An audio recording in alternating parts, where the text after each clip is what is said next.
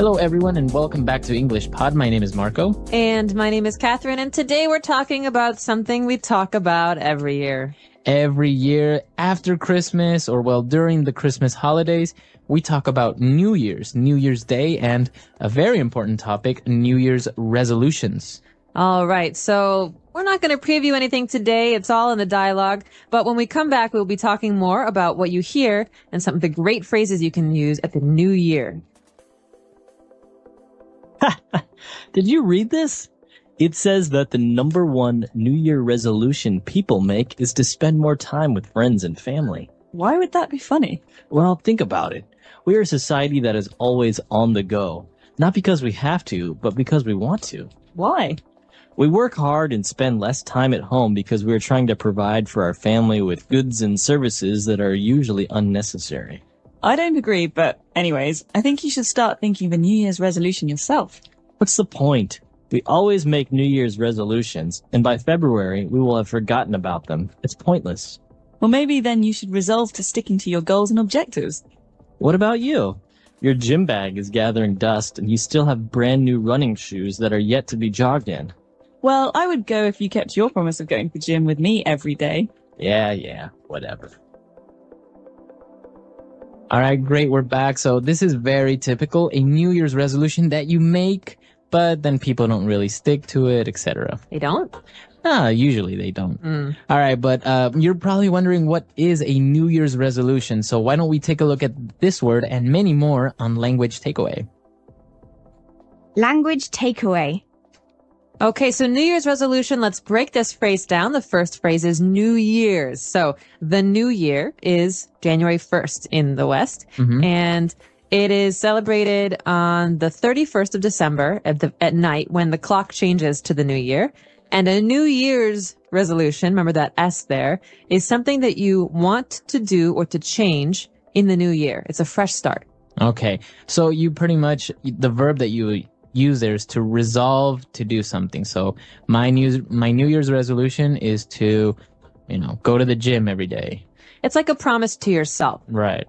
So, and this is very common, right, among Americans. They try because it's a new year, it's a fresh start, so they want to start doing something great. Exactly. We can talk about this at the end, but a lot of companies try to use this to sell Americans stupid things. So all right. We'll get there in a minute. But the two people in this dialogue are talking about the idea of spending more time with friends and family. And the other person says, well, sometimes it's hard to do that because you have to provide your family with goods and services. All right. This phrase goods and services is very common, especially in economics and sociology. So what does this mean? And they go together, right? So goods are tangible items, things that you buy, like food or, clothes, a TV, etc. Stuff. And services, of course, are other things like, for example, going to the doctor or the dentist or any other service you get. So service usually includes another person doing something for you. But you might not actually get something physical like a TV if you pay for it. Right. So goods and services, it's included in this phrase, always goods and services. Very good.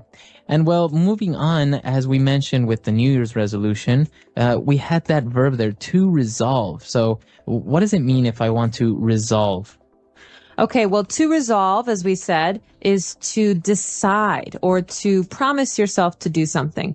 So it's a decision that you don't want to change your mind about. For example, this year, I've resolved to quit smoking.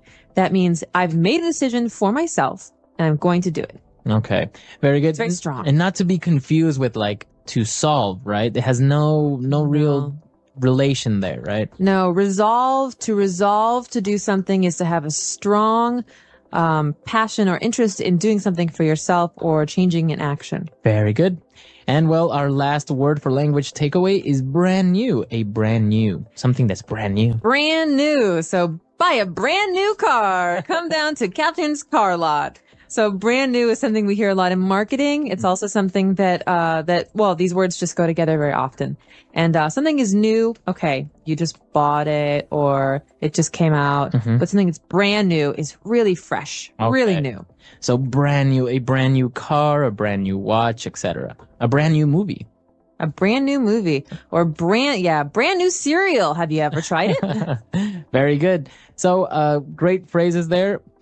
Very good. So great words there. Why don't we listen to the dialogue again? And we'll be back with 3 phrases. Did you read this? It says that the number 1 New Year resolution people make is to spend more time with friends and family. Why would that be funny? Well, think about it. We are a society that is always on the go. Not because we have to, but because we want to. Why? We work hard and spend less time at home because we are trying to provide for our family with goods and services that are usually unnecessary. I don't agree, but anyways, I think you should start thinking of a New Year's resolution yourself. What's the point? We always make New Year's resolutions, and by February, we will have forgotten about them. It's pointless. Well, maybe then you should resolve to sticking to your goals and objectives. What about you? Your gym bag is gathering dust, and you still have brand new running shoes that are yet to be jogged in. Well, I would go if you kept your promise of going to the gym with me every day. Yeah, whatever. All right, we're back. So now let's take a look at these 3 phrases on Fluency Builder. Fluency Builder. Okay, this first phrase is very common at gas stations and food, like fast food chains. We say on the go. All right. So he mentioned that we are a society that is always on the go. It means we're always moving. Exactly. So you're always going to work, going home from work, going to the store, going to the school to get the kids, always moving. So that kind of action, that kind of life is on the go. Okay. You can also say eat on the go. That means I eat while I'm going somewhere, while I'm doing something. I don't sit down. Okay. So on the go. And well, talking about New Year's resolution, and we said that, well, many people resolve to do something, but they don't really do it. And we have a phrase that is used here, to stick to something. Stick to your resolution. To stick to it. So you think of tape or glue, these things that help things stick together. Okay. So in that sense, it's kind of, it's a way for you to describe continuing to do something or not stopping, not quitting, not ending it. And so I could say, remember how I said I wanted to quit smoking? Well, I'm really going to stick to this resolution because I think it's important. That means I'm not going to give up. Right. Very good. So you're going to stay with it. You're not going to give up. All right. So stick to something, like, for example, our English learners, they'll stick to learning English. And we could say as words of encouragement, hey, stick to it. Stick to it. Don't give up. With it. Don't give up. All right. And, well, finally, they were discussing, or more arguing about the gym membership and everything. And he mentioned that the gym bag is gathering dust. All right. This is a very nice phrase, I think, because it's very visual. I like phrases where you can see what's happening. So gathering means collecting. That means, that the dust in the air, it's building on this bag, and something is gathering dust if we don't use it. So we haven't gone to the gym because our bag is in the corner and it's just filled with dust.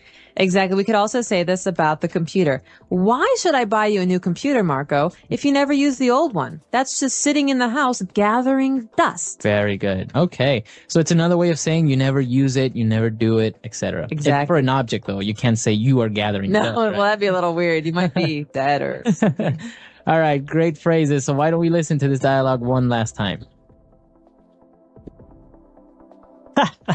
Did you read this? It says that the number 1 New Year resolution people make is to spend more time with friends and family. Why would that be funny? Well, think about it. We are a society that is always on the go. Not because we have to, but because we want to. Why? We work hard and spend less time at home because we are trying to provide for our family with goods and services that are usually unnecessary. I don't agree, but anyways, I think you should start thinking of a New Year's resolution yourself. What's the point? We always make New Year's resolutions, and by February, we will have forgotten about them. It's pointless. Well, maybe then you should resolve to sticking to your goals and objectives. What about you? Your gym bag is gathering dust, and you still have brand new running shoes that are yet to be jogged in. Well, I would go if you kept your promise of going to the gym with me every day. Yeah, whatever. All right, we're back. And well, as you mentioned, there were some interesting things about this dialogue, especially when they talked about a society that's always on the go. And you mentioned that, well, sometimes you eat on the go. And I've seen people in the United States that are actually eating while driving. I'm guilty of doing that. Really? Yeah. have no time to actually sit down for like 15 minutes and eat. Now, I remember being in high school at home and, you just have so much stuff to do. You have school, then after school, there's like, soccer practice. After that, there's music lessons and you never have time to eat. So you have to grab food in the car. And then on the way home, you're picking things up and you get home and you do your homework or whatever. There's so much stuff to do and it doesn't stop. It doesn't stop when you grow up. It doesn't stop as if you're an older person. It's the way life is in America. Wow. Yeah. That's really interesting because I think many of our listeners that are in other countries would find that a little bit peculiar if they actually went to the United States and saw somebody in their car, like having a hamburger while driving, and sipping on their soda. Yeah, it's kind of sad, actually. Well, that's the thing. You don't have much time. But actually, this is based on true events, kind of, on the fact that many Americans do want to spend more time at home with their friends, with their family, because, as you say, you're always so busy. And I think it's a nice resolution to resolve to have dinner with your family once or twice a week at home where you sit down and you talk about your lives. It's nice because you get to share and you get to know each other better. And, otherwise you're always just on the go in different places. Yeah, exactly. So we want to hear your comments and your opinions about this topic. So why don't you visit our website, englishpod.com, and we'll see you guys there. Don't forget to share with us your New Year's resolutions. Everyone's got one. Yeah. So, English Pod. My name is Marco. And my name is Catherine, and it's the Christmas season, Marco, so that means we have a very festive lesson today. That's right. Christmas is coming up, and, well, a tradition among many people around the world is to buy a Christmas tree. That's right. I remember when we used to do this in my family. It was one of my favorite times of the year. So we're going to explore this in today's lesson. After we listen to the dialogue, we'll be back to talk about some of these interesting words and phrases. Back, and as we mentioned, well, the entire dialogue is about a Christmas tree. So why don't you explain what a Christmas tree is? Because many people maybe don't even do or buy Christmas trees. Okay, well, a Christmas tree is usually a green tree that we cut down and we put in the house. Okay, so it's not a real tree with roots in the ground, but sometimes it comes from a real tree outside. And the tree is very small on the top and it goes out like a triangle. Okay, so it's a special shape. And we generally make it look very pretty with lights and ornaments and decorations. And on Christmas, on the 25th or the 24th, it depends where you come from, we put lots of presents underneath the Christmas tree. Wow, it sounds amazing. Well, yeah, and it looks very nice. It does look really beautiful, and it's just a really special part of Christmas. And well, as you mentioned, sometimes the tree is just a fake plastic tree, but many times it's a real tree, and the type of tree that you use is a pine tree. Exactly. And so pine tree is a kind of tree that doesn't have leaves. It has needles. That means that they're long, very thin green pieces that are all over the tree. And you can see these trees in most northern places like Scandinavia, or in America, maybe Illinois and Minnesota and Michigan and Vermont. And they're very, as you say, very unique trees, but they also have a very special smell, the smell of pine. They do. Very nice. It's such a nice smell that a lot of the things that we use in America to clean our houses have a pine smell, because it makes the house smell nice. Very good. So a pine tree. The dad brought a pine tree or a Christmas tree home, and, well, the wife was a little bit worried if it will fit. Okay, will it fit? This is a very important question because a lot of pine trees are very, very tall. Right. So if a pine tree is 3 meters tall or 4 meters tall, will it fit is a question we ask. Is it too big? Or is it going to be stuck on the ceiling in the house? And so we could ask this about anything. I just bought a new TV. Will it fit in the living room? I don't know. I'm very nervous. I spent a lot of money. All right. And, well, you were talking about the Christmas tree and how you put a lot of nice decorations on it. And so we say that we decorate the tree. That's right. So the verb here, this is an action word, to decorate. So every holiday season in my family, we take one day and we decorate the tree. That means that we take very small, special ornaments and ribbons and lights, and we put them on the tree to make the tree look pretty. Wow. You can also say decorate the house. Right. Or to decorate the house for a party. So this means to make something look special or pretty. Very good. We've taken a look at very specific words related to, Christmas trees and decorating it. So why don't we listen to the dialogue again, and we'll be back to continue with some more language takeaway. I'm home. Everyone come here. I bought a Christmas tree. Look at this beautiful pine tree. Wow, it's huge. Are you sure it will fit in the living room? Awesome. I'll go get the Christmas lights. Of course it will. Help me put it in the living room. I found the lights. I got the Christmas ornaments. We could also place these stockings next to the chimney. Great idea. While we decorate the tree, we can listen to some good old Christmas songs. All right, we're back. So why don't we take a look at 3 more words on Language Takeaway Part 2. Language takeaway.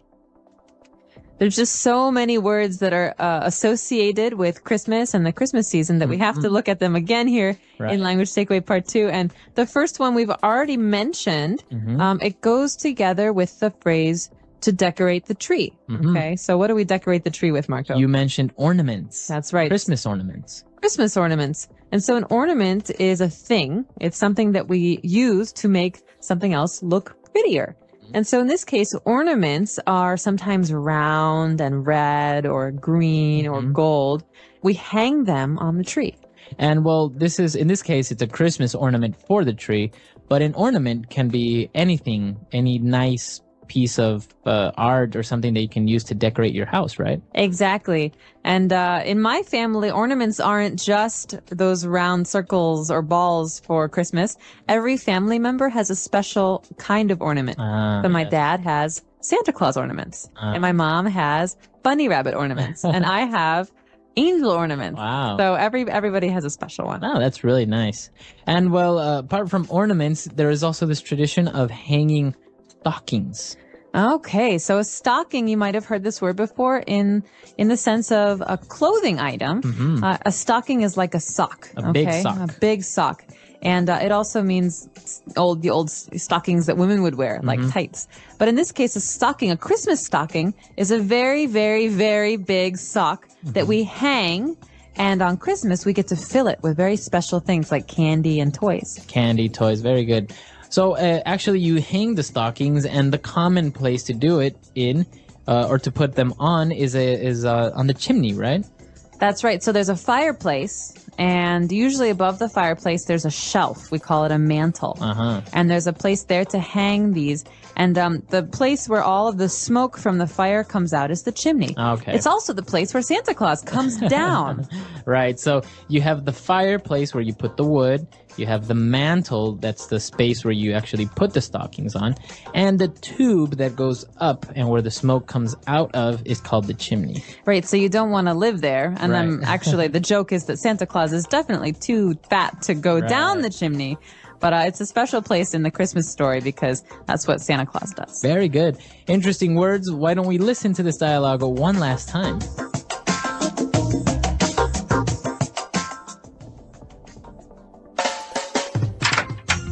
I'm home. Everyone come here. I bought a Christmas tree. Look at this beautiful pine tree. Wow, it's huge. Are you sure it will fit in the living room? Awesome. I'll go get the Christmas lights. Of course it will. Help me put it in the living room. I found the lights. I got the Christmas ornaments. We could also place these stockings next to the chimney. Great idea. While we decorate the tree, we can listen to some good old Christmas songs.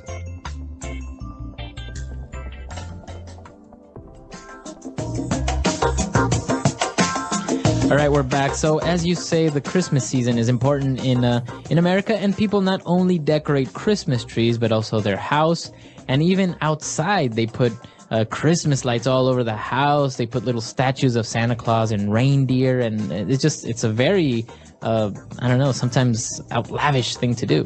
It is. It's almost funny how much people like to spend on not just time, but also money on decorating their houses. And so where I come from, people decorate the outsides a lot. You have Christmas lights on all parts of the house, and then maybe, all of the reindeer in the front yard, all whatever. And are there like 12 of them or 9 of them? I don't remember. It's 12. But actually, it was nice because when I lived there, with my parents, we would go out and tour around the neighborhood just to see other people's Christmas lights and decorations because, as we say, some of them can be very, very nice and they take a lot of time and effort into decorating it. They do. It's really special. And at my house, we generally just decorated the inside, but sometimes we did lights on the outside. And there's some very funny movies that talk about this, like National Lampoon's Christmas Vacation. Right. And so there's some really funny scenes about putting Christmas lights on the house. All right. Well, that's all the time we have for today, but we'll definitely post a link of this movie that's actually very good. It kind of depicts the traditional American in a funny way. It's a very funny movie. And welcome back to English Pod. My name is Marco. And my name is Catherine. And today we have an elementary level lesson for you guys out there. That's right. Today we are going to talk about an interesting topic, especially for women. We are going to the nail salon. Okay, so we're going to get our fingernails painted. All right, so let's take a look at vocabulary preview to find out what nail salon means. Vocabulary preview. All right, so if you go to a nail salon, it's a specific place where they paint your nails, right? Exactly. So it's a shop or a store where you can have your nails painted. So they have special people to help you. If you want to go get your hair cut, you would go to the hair salon. Exactly. So we have hair salon and nail salon. In this case, at the nail salon, they can't cut your hair. Okay, very good. So why don't we listen to our dialogue for the first time? Honey, I'll be right back. Where are you going? I told you already. I'm going to get my nails done. Again? You just went last week. You spend more time at the nail salon than you do here at home. Honestly, why do you need a manicure every week? Well, first of all, I like to pamper myself, and my nails look great. You should come with me. Why? I don't want to have nail polish or anything like that. They don't only paint my nails. The manicurist will remove my cuticles, file my nails, and apply at least 4 coats of nail polish. Yeah, sounds like something I should definitely do. All right, we're back. So now we found some very interesting and specific words related to nails. So why don't we look at those now on Language Takeaway? Language takeaway. All right, so this first word is an important word for every woman to know. And I know a lot of men who get this too. It's called a manicure. All right, manicure. And what exactly is a manicure? Well, a manicure is a service that you get at a nail salon. And that means that the people at the nail salon will cut your nails and shape your nails. That means if you want them to be pointy or boxy, and then you get them painted and dried. Okay, so they basically take care of your nails, of your fingernails, a manicure. Exactly. And so the important thing to remember here that a manicure is for your hands. Right, so you can also get your toenails or your feet taken care of, right? Exactly. So that's different. That's a pedicure because pedi means foot. So pedicure is for your feet and a manicure is for your hands. All right, very good. And well, we talked about painting your nails and that paint has a specific name, right? Exactly. So you wouldn't use wall paint on your fingers, would you? Right. So you have to use a special paint, and this is called nail polish. Nail polish, okay. So a polish is something that makes a surface or a thing shiny. Okay, so nail polish is a paint that makes your nails very shiny. All right, very good. And well, moving on, we talked about a manicure, and there's a specific word for the person that provides this service, that takes care of your nails. Okay, so the job at a nail salon is manicurist. That's the person who paints your nails, okay? All right. And so you could say, I have a favorite manicurist. Her name is Sally. Okay, very good. And well, manicurists, they perform a manicure. And well, apart from painting your nails, they also push your cuticles or remove your cuticles, like in the dialogue.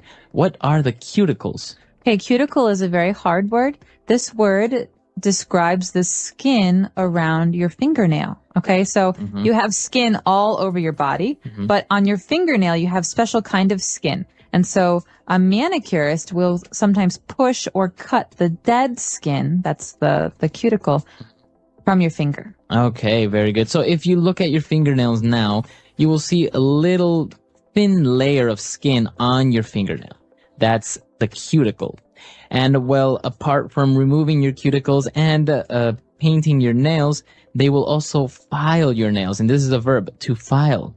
To file. Okay, so this is a word that's kind of like cut or trim, but a file is a more delicate process. So it means that we kind of shave off very, very, very little at a time. And so to file your nails means to make them shaped differently or to smooth them. They're not cutting, clip, clip, clip. It's not that. It's a little bit less than that. And now there's also a noun for this, a nail file. And most women will usually have it. It's a long piece of cardboard that has a paper that's kind of like sand on it, kind of like sandpaper. It doesn't feel good when you rub it with your hand. With your hand. But if you use it on your nails, it will little by little just take away little parts of your nail. Yeah. Like that. You usually see it, the many secretaries, in TV shows, they're always filing their nails. Exactly, making them perfect. Okay, so those are the words we have for language takeaway. Why don't we take a look at our dialogue again, and we'll be back in a little bit. Honey, I'll be right back. Where are you going? I told you already. I'm going to get my nails done. Again? You just went last week. You spend more time at the nail salon than you do here at home. Honestly, why do you need a manicure every week? Well, first of all, I like to pamper myself, and my nails look great. You should come with me. Why? I don't want to have nail polish or anything like that. They don't only paint my nails. The manicurist will remove my cuticles, file my nails, and apply at least 4 coats of nail polish. Yeah, sounds like something I should definitely do. All right, we're back. So now why don't we start with some phrases, some very good phrases that we found in this dialogue in Fluency Builder. Fluency Builder. This first phrase is really important when we talk about nails because it's the way that we describe going to the nail salon. So I can say, I'm going to get my nails done today. Okay, so to get your nails done, that means that you're going to get your nails cut, filed, painted, etc. I'm going to get a manicure, but that's very, serious. So you could say, I'm going to get my nails done. It's more spoken language. Okay, so I'm going to get my nails done, or you got your nails done. Very good. And well, the woman was talking about why she likes to go get a manicure, and she said that she likes to pamper herself. Okay, this is very common, especially when women are trying to talk about why they spend money on hair and nails and clothes. They say, I like to pamper myself. To pamper means to treat very, very well. Okay. So if you go get a manicure, it's kind of like pampering yourself, or maybe going to a spa. Exactly, or getting a massage. And so we could say also, don't pamper the dog. He's very naughty. So a synonym would be to spoil. To spoil oneself, to pamper. Indulge. Okay. So, and, well, she was talking about how they perform a manicure, and she talked about 4 coats of nail polish. So a coat, we know that it's a kind of like a jacket, right? But in this case? Yeah. In this case, it means a layer. So you paint your nails one time, okay? You have color. Maybe it doesn't look right. Okay, it's very thin. So you say, okay, I'm going to paint 2 coats, and then you paint one more time, and the color gets darker. And you paint one more time, and the color gets very dark and very thick. And so these are called coats. That means layers of nail polish, and it's a special word we use when we're talking about painting our nails. Right, so it's not only for nails, but if you're painting your house, maybe you need 2 or 3 coats of paint. Exactly. If we have a red wall and we want to paint it white, we definitely need 2, 3, maybe 4 coats of paint. Otherwise, we'll still see the red. Okay, very good. Very interesting phrases. Let's take a look at this dialogue for the very last time, and we'll be back shortly. Honey, I'll be right back. Where are you going? I told you already. I'm going to get my nails done. Again? You just went last week. You spend more time at the nail salon than you do here at home. Honestly, why do you need a manicure every week? Well, first of all, I like to pamper myself, and my nails look great. You should come with me. Why? I don't want to have nail polish or anything like that. They don't only paint my nails. The manicurist will remove my cuticles, file my nails, and apply at least 4 coats of nail polish. Yeah, sounds like something I should definitely do. All right, we're back. So, Catherine, are you a big fan of manicures? Do you get it done often? I didn't used to, but I really enjoy them now. I think it's a nice way to relax on the weekend. So every couple of weeks, I go to the nail salon and I get my nails done. All right. And I think one of the words that we didn't talk about here, but it's very, I don't know, for men, it's kind of a strange smell, is nail polish remover. The acetone, right? It's a very strong chemical. It is really disgusting. Nail polish remover, the word to remove means to take away. Mm-hmm. And so when the nail polish, we want to change the color, we have to use this. It's like water, but it smells really bad. And so my boyfriend always gets angry when I use the nail polish remover because the whole house starts to stink. It's a very strong smell and you get kind of dizzy. So it goes into your head. All right. Well, if you guys have any questions, any doubts, or any suggestions about this lesson or any other lesson, please come to our website, englishpod.com, and we'll see you guys there. Bye, everyone. Bye.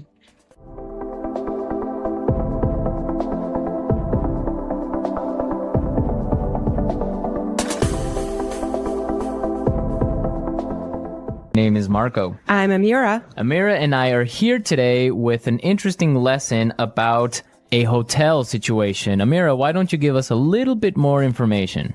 Well, the situation is taking place in a hotel, and someone is checking in and is obtaining an upgrade. An upgrade. Okay, that's an interesting word. Why don't we listen to the dialogue and then we'll come back and explain all this vocabulary.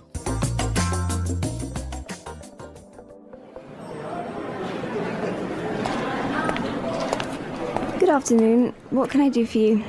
I'd like to check in, please. I have a reservation under the name Anthony Roberts.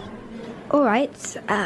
Roberts. Oh, Mr. Roberts, we've been expecting you. And here is your key card to the presidential suite. But there must be some mistake. My reservation was for a standard room. Are you sure? Let me double check. Yeah, here, this is my confirmation number. You're right, Mr. Roberts. There seems to be a mix-up. Unfortunately, we're overbooked at the moment. So... Not to worry. We're pleased to offer you a complimentary upgrade. Woohoo! Presidential suite, baby!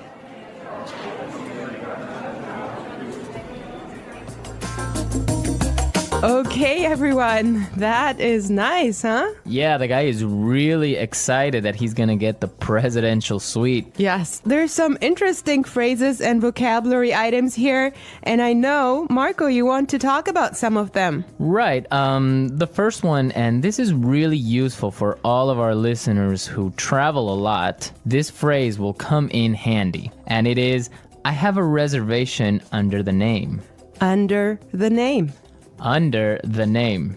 Under the name. So before we explain this phrase, let's listen to some examples on how it is used in other situations, and then we'll come back and give you more information.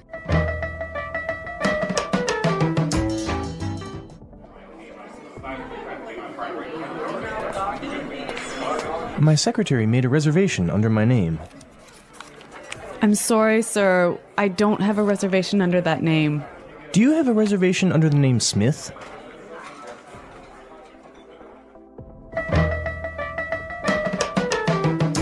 All right, some really good examples there on how we could use this phrase in other situations.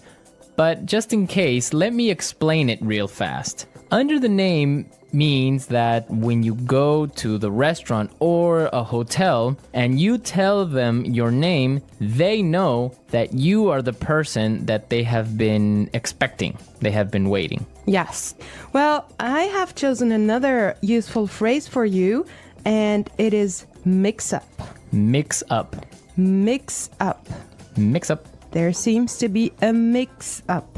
Before we talk about this phrase, let's listen to some examples of how it is used.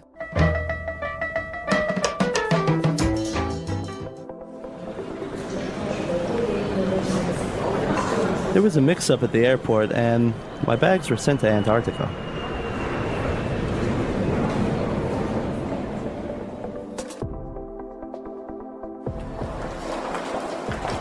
I'm sorry, sir. There's been a terrible mix-up. We've given you the wrong baby.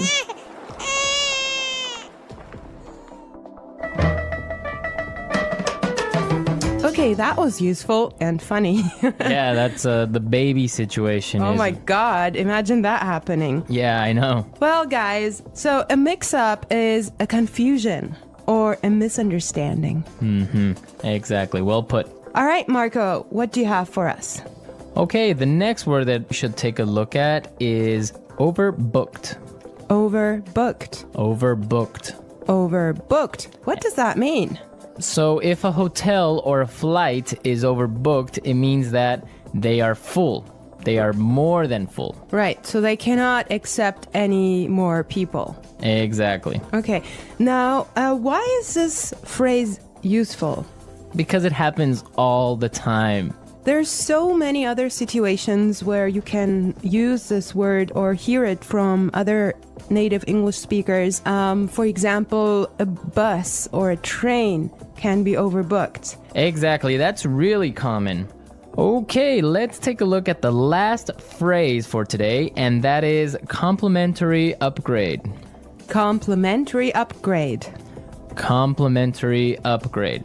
Complimentary upgrade. So this means that, for example, when the hotel is overbooked and all of their standard rooms are full, they will give you a better room, a more expensive room, but free. Yes, because it was not your fault. Right. This also happens sometimes, if you're lucky, on airplane flights. Yes. So if you are in economy class and an airplane, but for some reason it's overbooked, they will move you to business class or first class for free. I have a similar story, but I'm not going to tell you about it now. For now, let's go and listen to the dialogue one more time, and when we come back, we'll talk some more.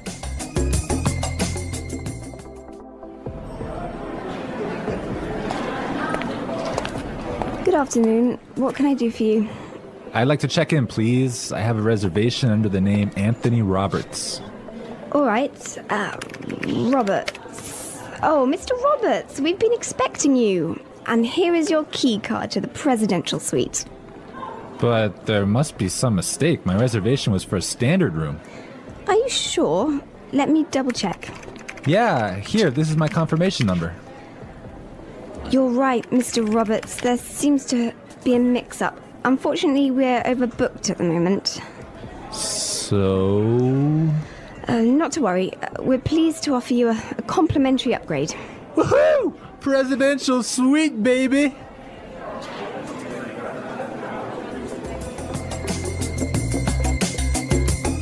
I love listening to this dialogue. It's just so nice to see that someone is enjoying his upgrade so much, huh? Yeah, especially since he was expecting just a really normal room and now he's gonna be treated like a king. So Marco, have you ever gotten a complimentary upgrade?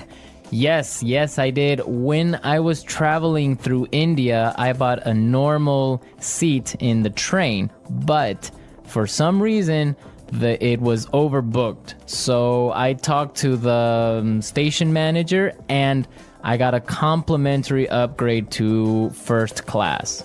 I had a similar experience as well. I was flying from Shanghai to Qatar and I actually had an economy seat, but for some reason they just upgraded me and I was so happy. Oh, really? Yes. It wasn't overbooked? Well, I'm not sure because normally the night flight is not that full, but they upgraded me for some reason and I was so happy. It was an upgrade to first class. Wow, that's really cool. Yes. I would prefer a first class upgrade on an airplane. Yeah, any day. Well, you know what really amazed me was like the food you get there. You know, you have a 5-course meal. Oh, really? Yes. And you get all the drinks you can get, right? Exactly. Wow, I would be really happy there. All right, everyone, we're out of time today, but be sure to listen tomorrow because we'll be back again with another great podcast. And also, don't forget to go to our website at englishpod.com and leave us all your questions and comments in our community forum. Yes, and we would also appreciate your suggestions. And I hope you enjoyed the lesson today. And Marco and I will be back tomorrow with another great lesson for you. But for now, it's bye.